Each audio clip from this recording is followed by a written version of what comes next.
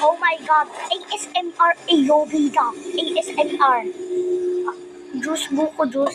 Ayos pong nakarnap ng kotse ah. Lucio, malayo ang biyahe natin. Dapat sigurado tayo. O hindi ka sumakit likod ko, kaya mo na yan. Oo, ano? Manda, sigurado ka ba dito tinago ni Eric, Reyna, ang mga magulang mo? Oo, Primo.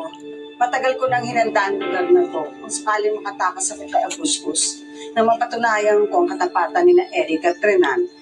Dinala ko sila dito. Kaya alam ko, dito nila dinala ang mga magulang ko. Yun naman pala. Teka na, punta natin sila.